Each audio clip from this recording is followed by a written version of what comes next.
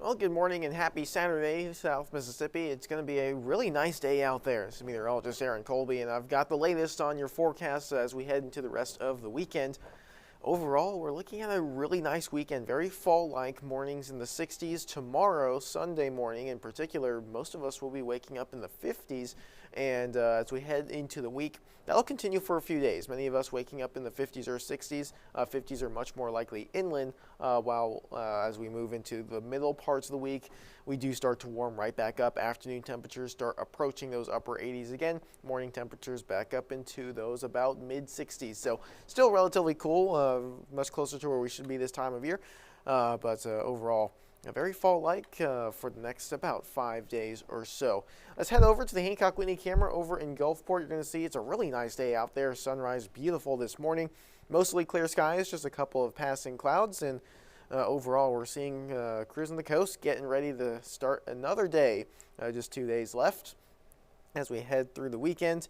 We've had some really nice conditions across the coast. This is right now at the Gulfport Airport, 68 degrees at 9 o'clock in the morning. That feels fantastic out there. Dew points down in the 50s. It's fairly humid because it's early in the morning, but it's very dry air out there. It does feel great, and that humidity will continue to drop as we head through the afternoon hours. Overall, that feels like temperature or heat index right at 68 right now. Now, it is going to be breezy and it is very dry out there. So if you do plan on burning any small or large fires, you may want to wait until the wind does calm down. We do have that high fire danger. That does mean that the wind can very easily carry the embers. And especially with how dry it is, we are still in drought conditions across most of South Mississippi.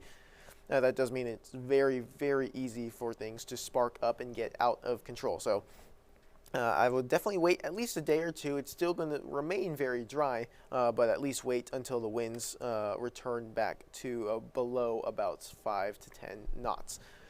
Looking out at satellite and radar across the region, here's what everything looks like. We're sandwiched right in between a high and a low pressure system. Winds out of the northeast at a fairly steady rate today, a little bit breezier.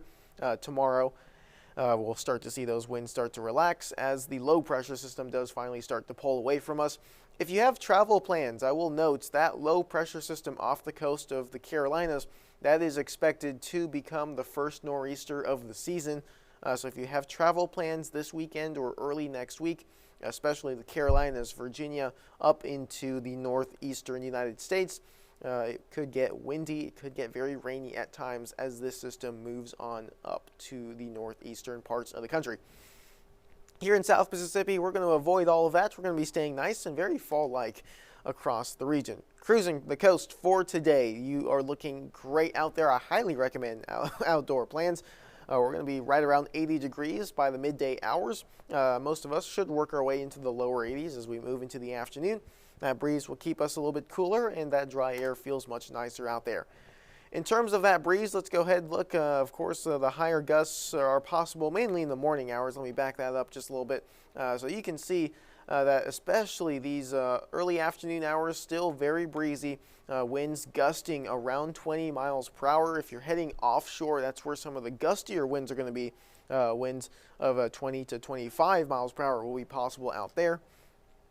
Heading into the evening hours and overnight tonight, we're really going to see those winds relax back down to single digits. And with the much slower and calmer wind, that does let us cool down faster overnight. That means that tomorrow morning, almost all of us will be waking up in the 50s. North of I-10, you've got a pretty good shot at mid-50s as we go into early tomorrow morning. So it'll feel very, very nice out there, almost winter-like, especially in those very early morning hours. Of course, our average low for this time of year is around 64 degrees. So we're going to be running a little below average for the next several days, especially in our inland areas. Look at that, waking up in the mid to upper 50s all the way through Tuesday morning. Coastal areas, Sunday is likely the only day we're going to get all the way into those 50s. By Monday and Tuesday, we're right back up into the low 60s, once again, for coastal areas in the early morning hours.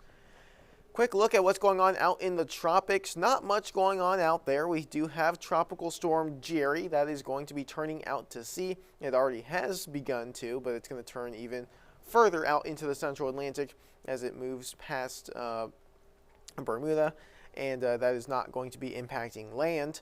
We also have a low chance of development in the central Atlantic. That is another tropical wave, and you can see pretty clearly on that path right there.